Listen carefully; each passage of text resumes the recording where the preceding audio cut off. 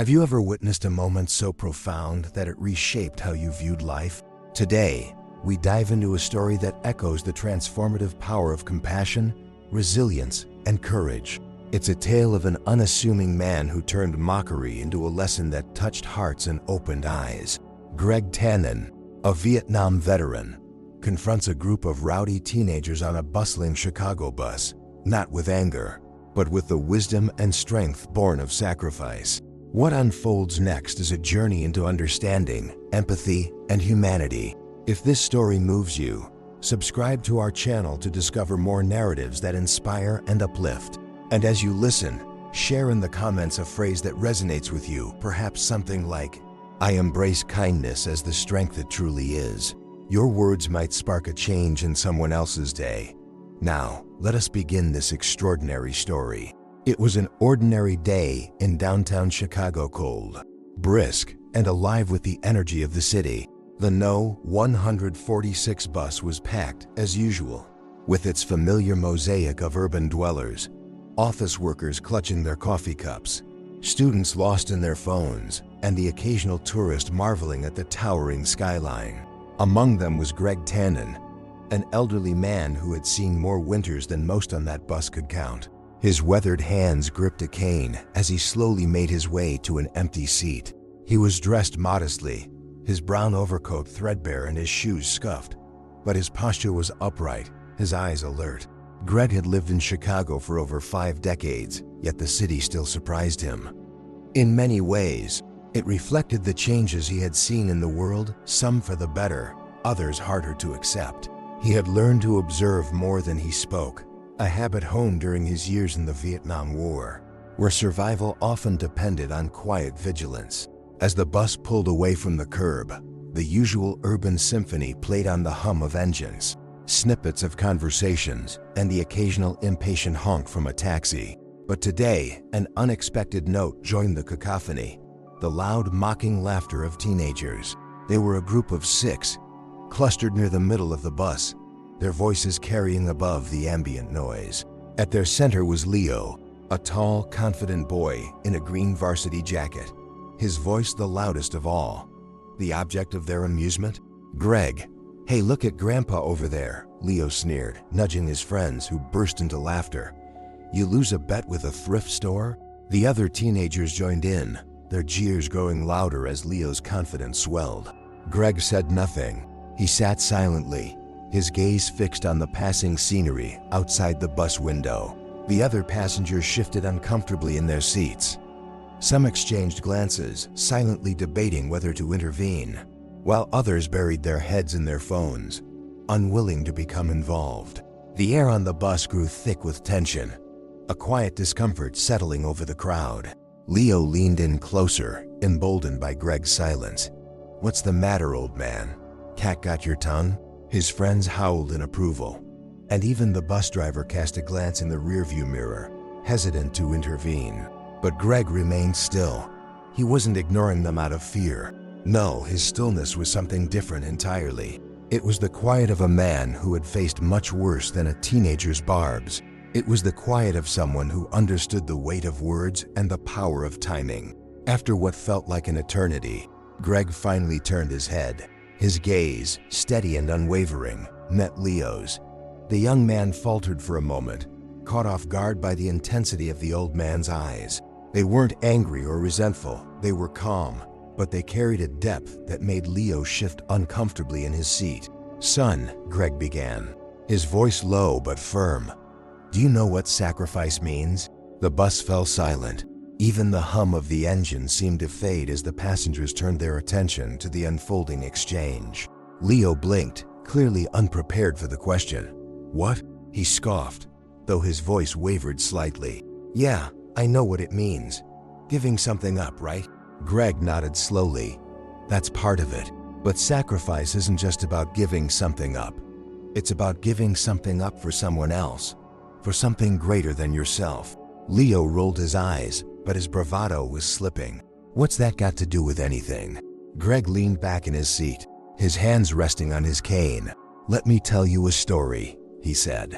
His voice was calm, but carried the weight of someone who had seen the world in ways most people couldn't imagine.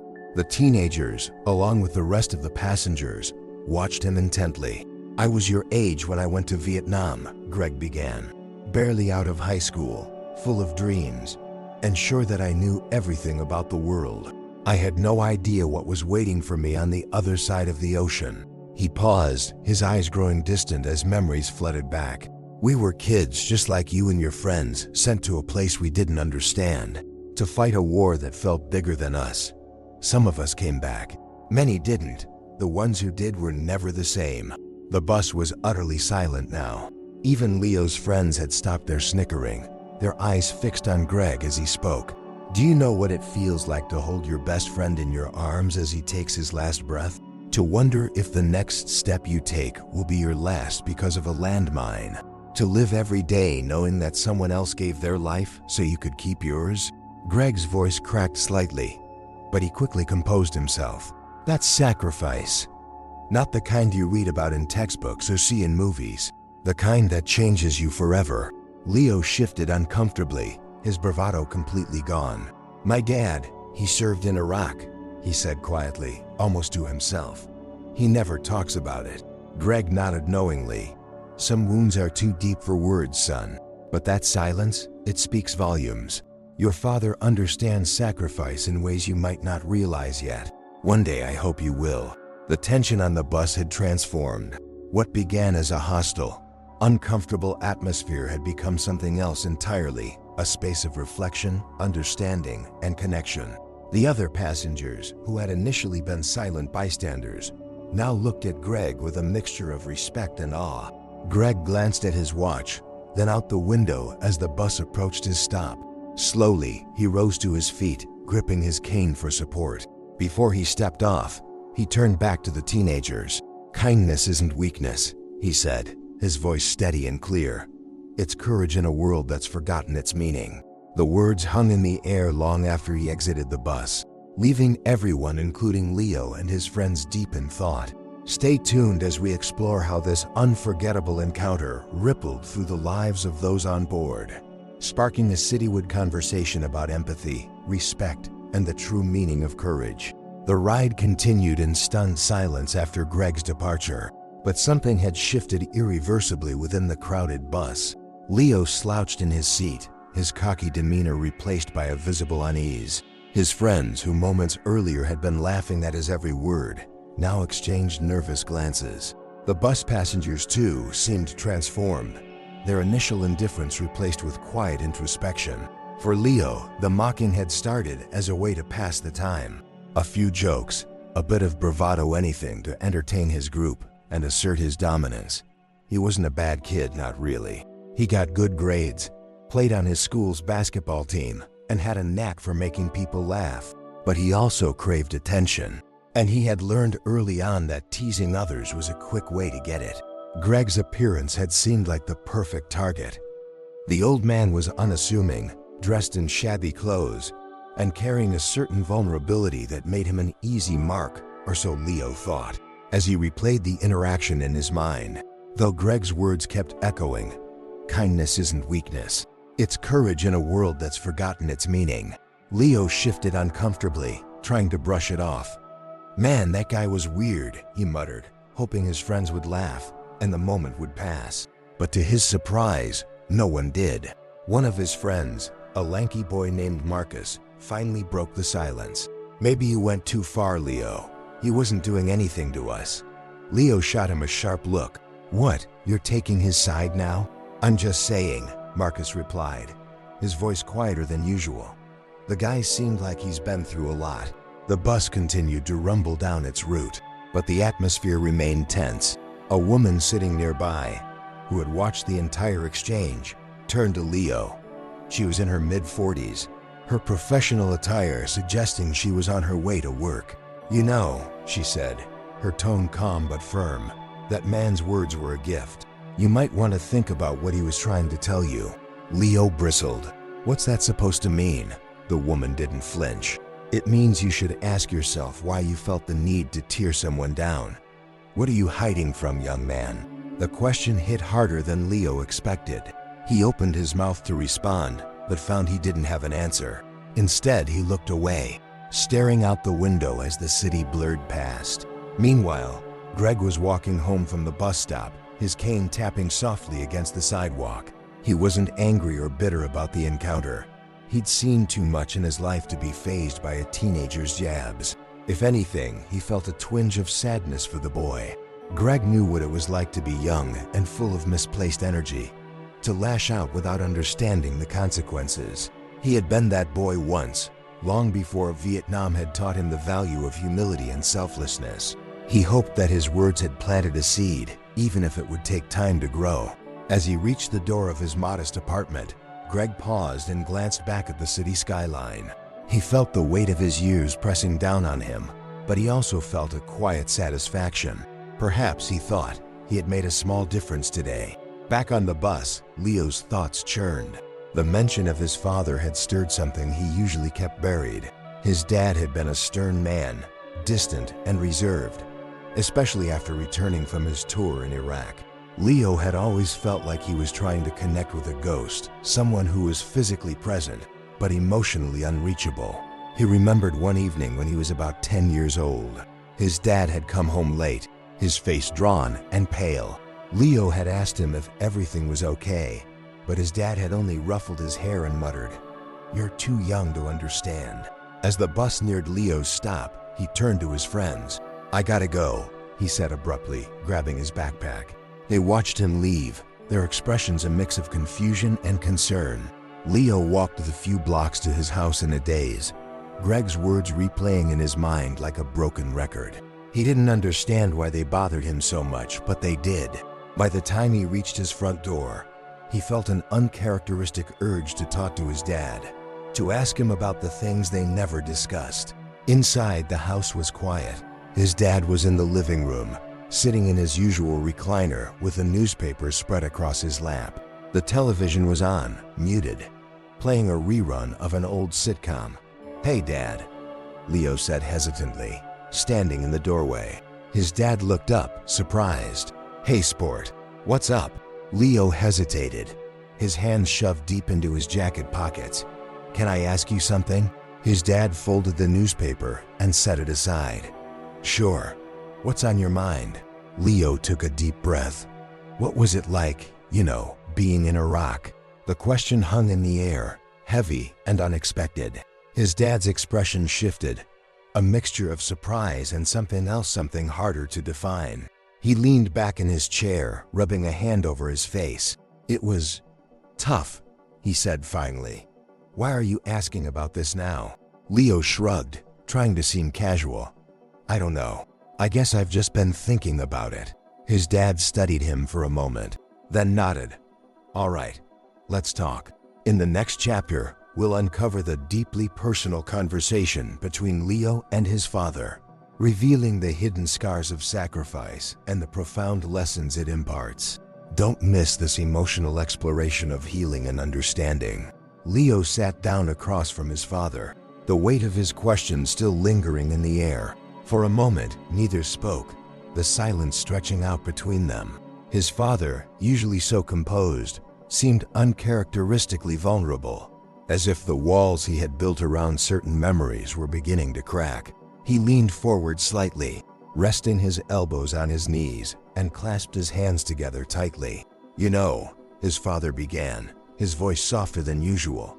"When I came back from Iraq, I thought I could just leave it all behind, pack it up and pretend it didn't happen. But it doesn't work that way. Not with the things I saw, the things we went through." Leo listened intently, his usual impatience replaced with a quiet curiosity. It was rare for his father to open up like this. He had always been the strong, silent type, the kind of man who believed that emotions were best kept private. But now, there was a rawness to his tone that Leo had never heard before. "What kinds of things?" Leo asked cautiously, unsure if he was pushing too far. His father let out a long breath, his gaze fixed on the floor as though he were looking at something far away. "We were stationed in a small village," he said slowly, choosing his words carefully. "It was supposed to be a routine mission, provide supplies, secure the area, that kind of thing. But nothing over there ever stayed routine for long." He paused, his hands tightening around each other. One day, we got word that insurgents were planning to attack the village.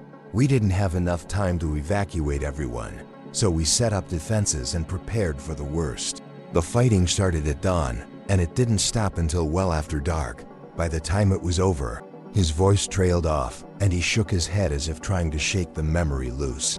Let's just say a lot of good people didn't make it. Leo felt a lump forming in his throat. He had always known, in an abstract way, that his father's service had been difficult, but hearing it described like this made it feel real in a way that it hadn't before. "Did you lose anyone close to you?" he asked, his voice barely above a whisper. His father nodded slowly. "Yeah," he said, his voice thick with emotion. "There was this guy, Eddie. He was from Philly, real funny guy, always cracking jokes, even when things got tough. He was like a brother to me. We looked out for each other, you know?" He swallowed hard, his eyes glistening. "When the attack started, Eddie and I were in the same unit. We were pinned down behind this wall. And his voice broke, and he took a moment to compose himself. He saved my life. Threw himself in front of me when a grenade landed nearby. Took the brunt of it so I could make it out." Leo's chest tightened. He had never seen his father like this, so raw, so unguarded. "I'm sorry, Dad," he said, not knowing what else to say. His father nodded, his lips pressed into a thin line. "Eddie was one of the bravest people I've ever known, and he wasn't the only one. There were so many sacrifices, so much loss. It changes you. It makes you see the world differently." They sat in silence for a moment, the weight of his father's words settling over them. Finally, his father leaned back in his chair and looked at Leo. "That's why it bothers me when I see people taking things for granted. Freedom, safety, even just being able to sit here and have this conversation. It all comes at a cost, and most people don't even realize it." Leo nodded slowly, his mind racing. He thought about Greg on the bus, about the way he had spoken with such calm authority, about the sacrifices he had hinted at. Suddenly, Leo felt a pang of guilt. He had mocked a man who had likely endured more than he could ever imagine. "There was this guy on the bus today," Leo said hesitantly. "An older guy. He said some things that really stuck with me." His father raised an eyebrow. "Oh, what did he say?" Leo hesitated, unsure how to put it into words. "He talked about sacrifice," he said finally. "About how it's not just about giving something up, but about doing it for someone else, for something bigger than yourself." His father nodded slowly, a faint smile tugging at the corners of his mouth. "Sounds like he's been through a lot," he said. "People who've lived that kind of life, they have a way of seeing things clearly." Leo swallowed hard, the guilt weighing heavier now. "We kind of made fun of him," he admitted, his voice barely audible. "Me and my friends. We didn't mean anything by it." He trailed off, unsure how to finish the sentence. His father's expression grew serious. "Leo," he said firmly, "respect isn't something you give only to people you know or understand. It's something you give because it's the right thing to do. That man deserved better from you." "I know," Leo said, his head hanging low. "I messed up." His father reached over and placed a hand on his shoulder. "What matters now is what you do about it," he said. "We all make mistakes, son. What defines us is how we choose to learn from them." Leo nodded, his resolve strengthening. He didn't know how he would make it right, but he knew he had to try. For Greg, for his father, and for himself. In the next chapter, we'll follow Leo as he seeks out Greg, determined to make amends. Along the way, he'll uncover deeper truths about compassion, forgiveness, and the power of redemption. Stay tuned for this heartfelt journey. Leo couldn't shake the encounter on the bus or the conversation with his father. That night, as he lay in bed staring at the ceiling, Greg's words echoed in his mind. "Kindness isn't weakness, it's courage in a world that's forgotten its meaning." He thought about how Greg had remained calm in the face of ridicule, how he had responded not with anger, but with a quiet strength that had silenced an entire bus. Leo had always believed strength was about asserting dominance, about being the loudest, the boldest, the one who got the last word. But Greg had shown him something different. Strength, real strength, wasn't about overpowering others. It was about standing firm in your values, even when it would be easier to lash out or walk away. The next morning, Leo decided he needed to find Greg. He didn't know what he would say, but he knew he owed the man an apology. More than that, he wanted to learn from him, to understand the depth of the wisdom Greg had hinted at during their brief exchange. Leo started with the bus route. He knew Greg had gotten off at a specific stop, so he decided to begin his search there. After school, he took the same bus, retracing the steps of the previous day. When the bus approached the stop where Greg had exited, Leo got off and looked around. The area was quiet, a mix of small apartment buildings and corner shops. He realized he had no idea where Greg lived or even if he lived in this neighborhood at all. Undeterred, Leo began asking around. He approached an elderly woman walking her dog and described Greg to her. "Do you know a man like that?" he asked. "Tall, older, uses a cane. He got off the bus here yesterday." The woman frowned thoughtfully. "You might be talking about Mr. Tannen," she said. "He lives in the building at the end of the block. Apartment 3B, I think." Leo thanked her and hurried to the building she had pointed out. It was a modest structure, the kind of place that had seen better days, but still exuded a certain charm. The paint on the walls was peeling, and the stairs creaked underfoot as Leo climbed to the third floor. He hesitated outside apartment 3B, his heart pounding. What if Greg didn't want to see him? What if he was still upset about what had happened on the bus? Pushing his doubts aside, Leo knocked on the door. A moment later, the door opened, and there stood Greg, his cane in one hand and a curious expression on his face. "Yes," he said, his tone polite but cautious. "Hi, Mr. Tannen," Leo began, shifting awkwardly. "You probably don't remember me, but we met on the bus yesterday. I was the one who..." He trailed off, unsure how to phrase it. Greg's expression softened, and a faint smile appeared on his face. "Ah, the young man in the green jacket," he said. "I remember. What brings you here?" Leo took a deep breath. "I just wanted to say I'm sorry," he said. "The way I acted on the bus, it was wrong. You didn't deserve that." Greg studied him for a moment, his gaze steady but kind. "Apology accepted," he said simply. "It takes courage to admit when you're wrong, especially face to face." Relieved, Leo nodded. "Thank you," he said. "But I also wanted to ask, how did you do it? How did you stay so calm when we were being so awful to you?" Greg chuckled softly, leaning on his cane as he gestured for Leo to come inside. "That's a big question," he said. "Come on in, and I'll do my best to answer it."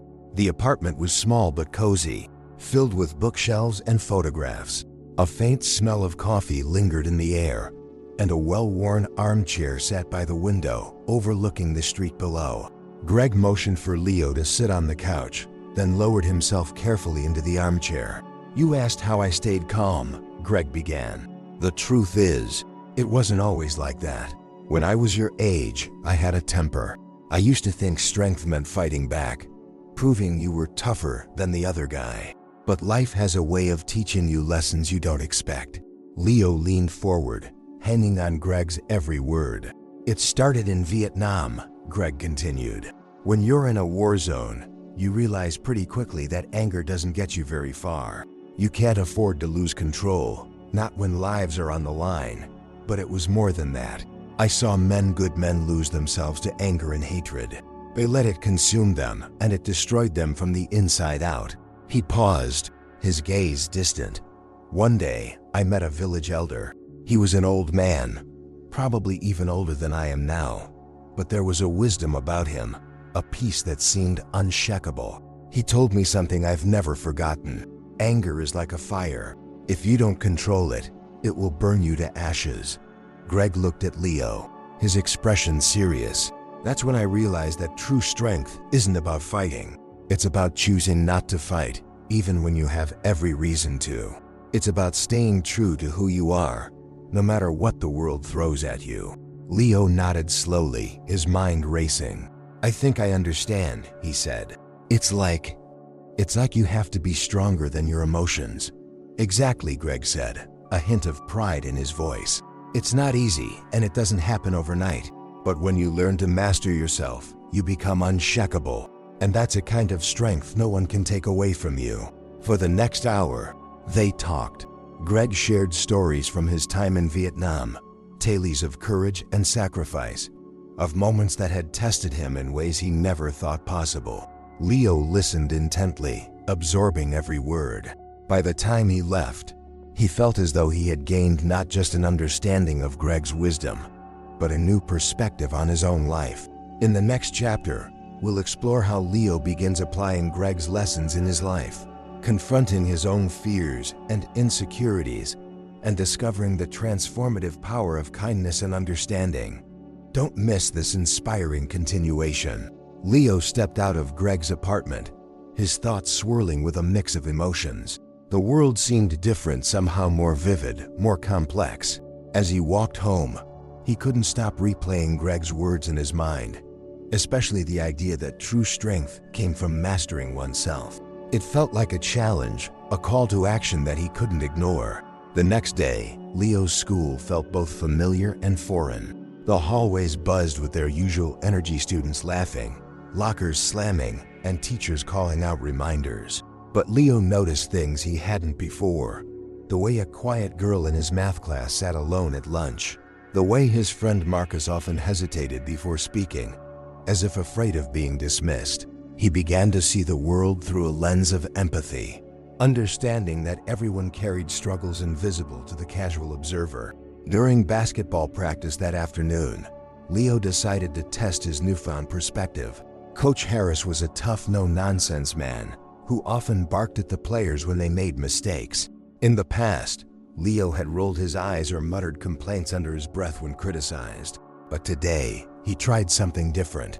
When he missed a crucial pass and Coach Harris called him out, Leo simply nodded and said, "You're right, Coach. I'll work on that."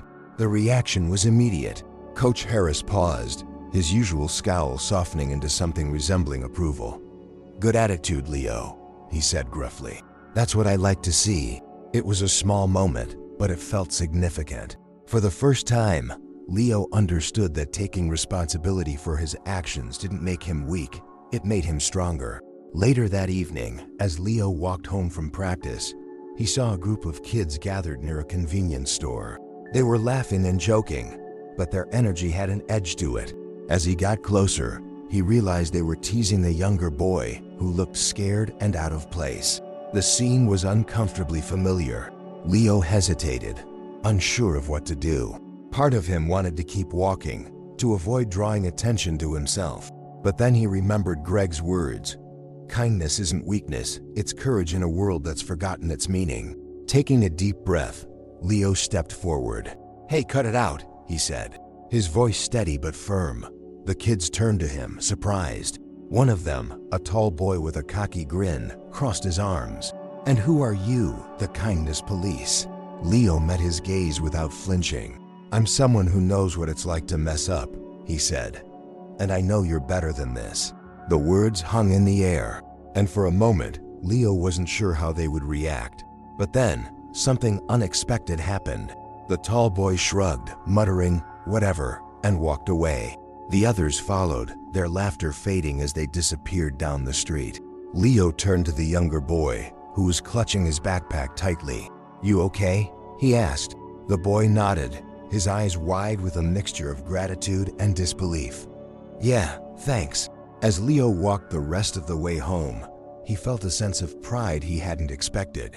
It wasn't the shallow, fleeting pride that came from impressing his friends or winning a game. It was deeper, rooted in the knowledge that he had done the right thing, even when it wasn't easy. Over the next few weeks, Leo continued to put Greg's lessons into practice. He started small, holding doors open for strangers, picking up trash in the school hallway, and making an effort to include quieter classmates in conversations. These gestures seemed insignificant at first, but he quickly realized they had a ripple effect. In his history class, for example, there was a girl named Sophia who rarely spoke. One day, Leo asked her opinion during the group project. At first, she seemed surprised, almost suspicious, but as the discussion went on, she began to open up. By the end of the class, she was smiling and contributing ideas with confidence. Leo also noticed changes in his friends.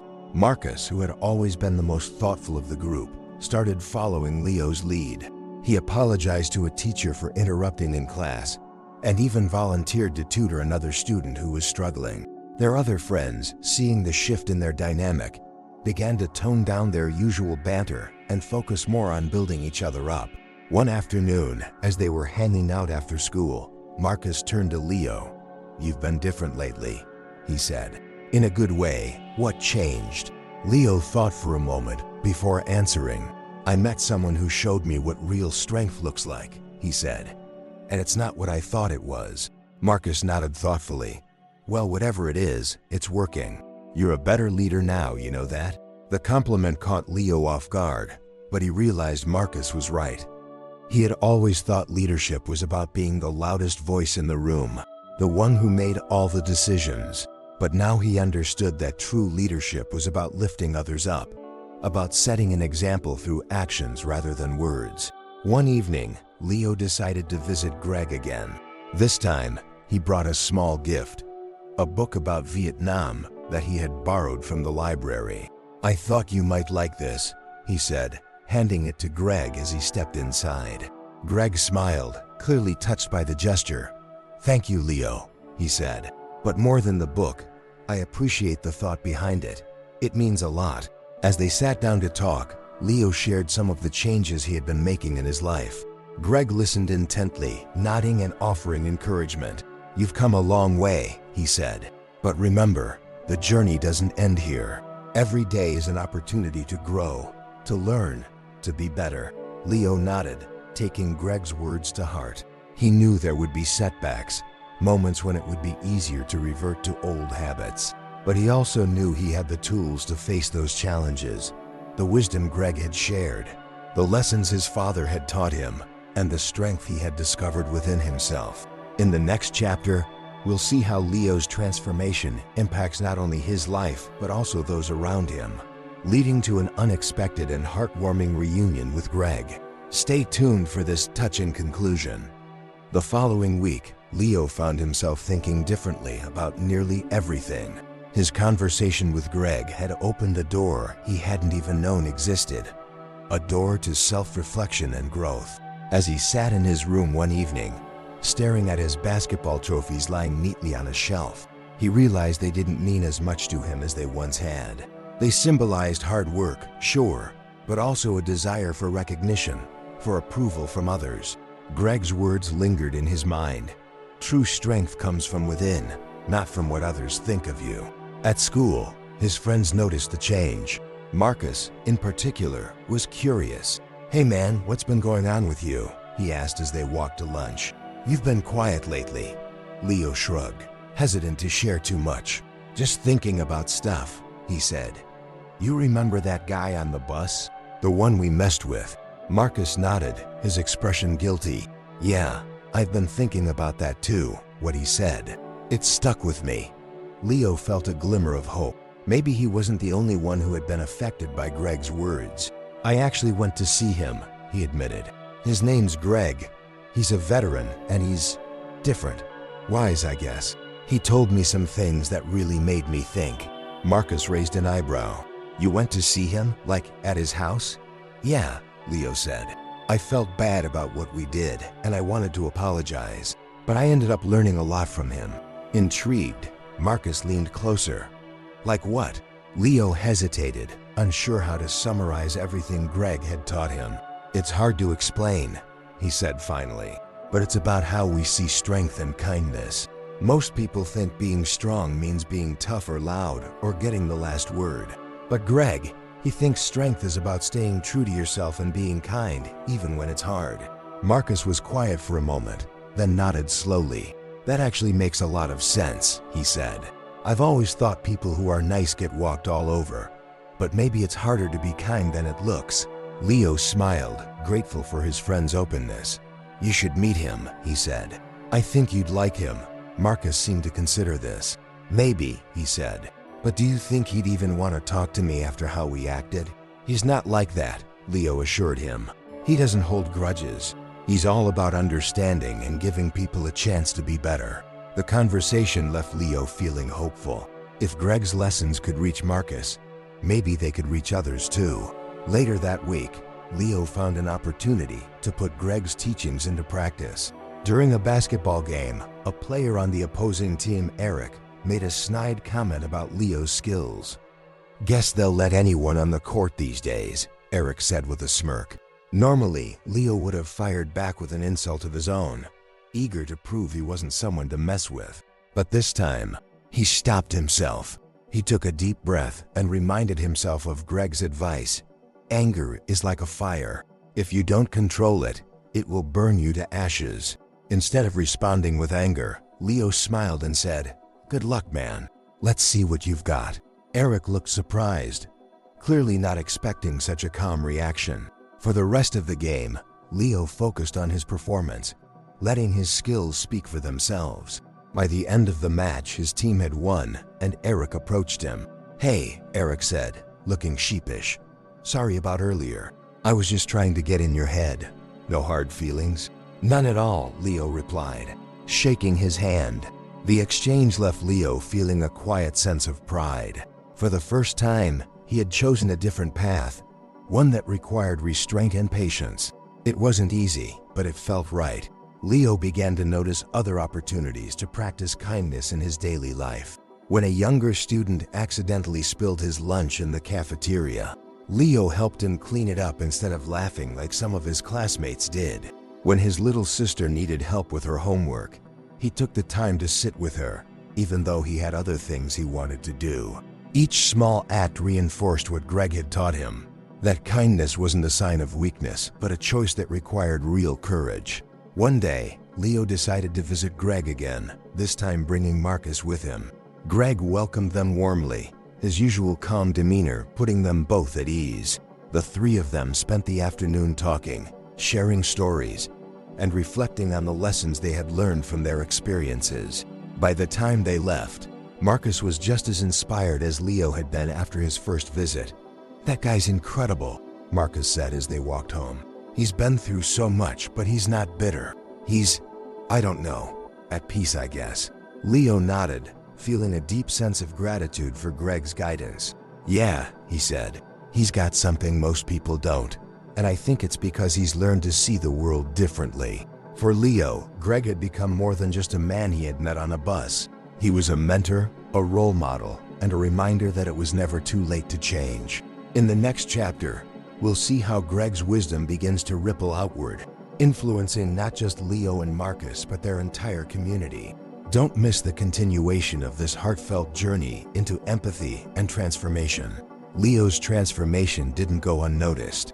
At school, his teachers were surprised by his newfound patience and focus. His classmates, who had once seen him as the loud, confident leader of his group, began to notice a quieter strength in him. But it wasn't just Leo who was changing. His growth began to ripple outward, touching the people around him in unexpected ways. It started small. During a heated debate in his history class, Leo stepped in to mediate between two students who were arguing. "Guys," he said calmly, "it's okay to disagree, but let's not tear each other down. We can learn more if we actually listen to each other." The room fell silent for a moment. Then one of the students nodded reluctantly. The teacher smiled, clearly impressed. Marcus, too, was evolving. Inspired by his visit to Greg, he began to reflect on his own behavior. He had always gone along with whatever the group was doing, never stopping to question whether it was right or wrong. Now he found himself stepping back and thinking before he acted. One afternoon, when another friend made a cruel joke about a classmate, Marcus spoke up. "That's not cool, man," he said firmly. "Let's be better than that." The friend looked taken aback but muttered an apology. Marcus felt a surge of pride. It was a small victory, but it mattered. As word of Leo and Marcus's changes spread, others began to take notice. Their friend group, once defined by its rowdy antics, started to shift. The boys began encouraging each other to focus on their strengths rather than putting others down. They still joked and had fun, but there was a new sense of respect and understanding in their interactions. One day, during the school assembly, the principal announced a new initiative, a peer mentorship program. Students would be paired with younger classmates to provide guidance and support. To everyone's surprise, Leo volunteered to be one of the mentors. "Are you sure about this?" Marcus asked later, clearly impressed. "Yeah," Leo said. "I think it's time to do something that actually makes a difference." Leo was paired with a 7th grader named Ethan, a shy, awkward boy who often sat alone at lunch. At first, Ethan was hesitant to open up, but Leo's patience and kindness slowly won him over. They started meeting twice a week, and Leo helped Ethan with his homework, offered advice about navigating school, and encouraged him to join the basketball team. Ethan's confidence grew with each passing week. By the end of the semester, he was not only a starter on the team, but also a more outgoing and self-assured version of himself. But the ripple effects didn't stop there. Inspired by Leo's example, other students began stepping up as mentors and role models. The school's atmosphere began to shift, with more students choosing to support each other rather than tear each other down. Outside of school, Leo continued visiting Greg regularly. Their conversations deepened, covering topics ranging from resilience to forgiveness to the importance of finding purpose. Greg shared stories of the people who had inspired him, from his fellow soldiers in Vietnam to the village elder whose wisdom had guided him through the darkest times. One day, as they sat in Greg's cozy apartment, Leo asked a question that had been on his mind for weeks. "Greg, how do you stay hopeful? After everything you've been through, how do you keep believing in people?" Greg smiled, his eyes twinkling with quiet wisdom. "Hope isn't something you find, Leo," he said.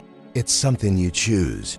It's easy to focus on what's wrong in the world, to let the darkness overwhelm you. But if you look for the light, even in the smallest things, you'll always find a reason to keep going." Leo nodded, letting the words sink in.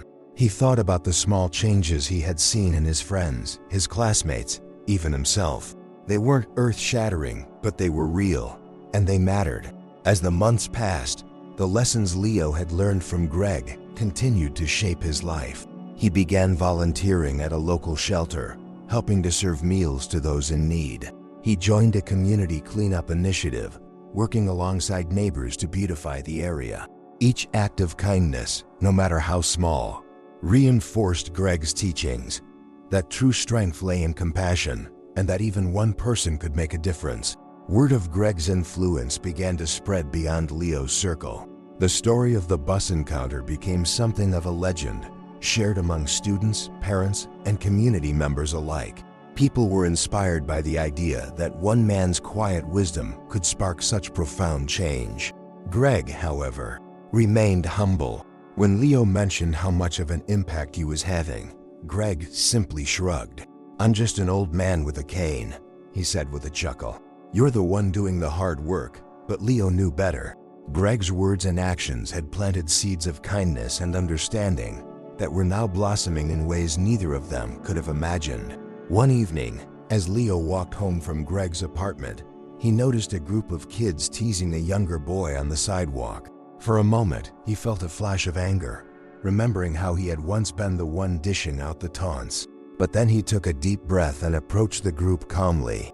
"Hey," he said, his tone firm but kind. "What are you guys doing?"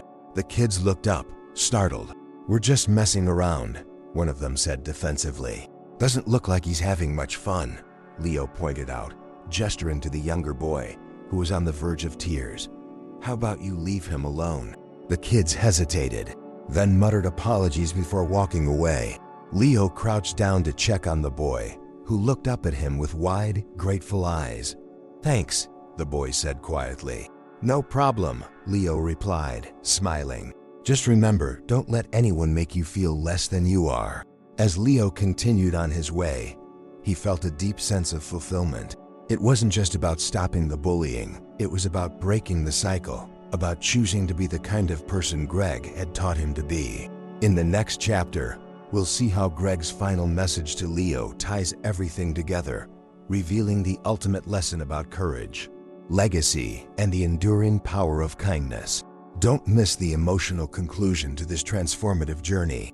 Months had passed since Leo first met Greg on the bus, but the lessons he had learned continued to shape his life.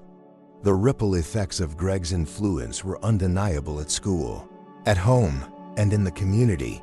People were beginning to embrace a culture of empathy and kindness, but Leo felt there was still so much more to learn. One crisp autumn afternoon, he decided to visit Greg again. As he climbed the familiar steps to the apartment, he carried with him a small gift-framed photo of the two of them, taken at a recent community event. It was a token of gratitude, a way to show Greg how much he meant to him. When Greg opened the door, his face lit up with a warm smile. "Leo, come in," he said, stepping aside to let him in. They settled into their usual spots, Leo on the couch, Greg in his armchair by the window. The golden light of the setting sun streamed through the curtains, casting a gentle glow over the room. "I brought you something," Leo said, handing Greg the frame. Greg studied the photo for a moment, his expression softening. "This is wonderful," he said quietly. "Thank you, Leo. It means a lot." "You mean a lot," Leo replied. "I don't think you realize how much you've changed my life or how many other lives you've touched because of it." Greg chuckled, shaking his head. "You give me too much credit, son. I just shared a little of what I've learned along the way. The rest, that's all you." Leo hesitated, unsure how to broach the subject that had been on his mind. Finally, he took a deep breath and asked, "Greg, do you ever think about legacy? About what you'll leave behind?" Greg's smile faded slightly, replaced by a thoughtful expression. He leaned back in his chair, his hands resting on his cane. "I used to," he admitted. "When I was younger, I worried about whether I'd leave a mark, whether I'd be remembered. But as I got older, I realized something. Legacy isn't about monuments or accolades. It's about the lives you touch, the kindness you show, the lessons you pass on." He gestured to the photo on the table. "This right here? This is my legacy. It's not grand or flashy, but it's real. And that's enough for me." Leo nodded, letting Greg's words sink in. He thought about how far he had come since that day on the bus, how much he had learned and grown. It wasn't just Greg's words that had changed him, it was the example he had set, the quiet strength and wisdom that had guided him every step of the way. As they talked, Greg began sharing one last story. It was about a fellow soldier he had served with in Vietnam, a man named Tom. Tom was the kind of guy who never gave up on anyone, Greg said, his voice tinged with nostalgia. No matter how bad things got, he always found a way to lift people up, to remind us why we were fighting. Greg's eyes grew distant as he continued. One night, during a particularly brutal battle, Tom risked his life to save a group of villagers who had been caught in the crossfire. He didn't think twice, he just acted. And in the end, he paid the ultimate price for it. He paused, his voice heavy with emotion. "Tom taught me that true courage isn't about being fearless. It's about doing what's right, even when you're terrified." That's the kind of legacy he left behind. And it's the kind I've tried to honor ever since. Leo felt a lump in his throat as he listened. "Greg," he said softly, "you've honored that legacy in more ways than you know. And I promise I'll do the same." Greg smiled, a hint of pride in his eyes. "I know you will, son. I see it in you."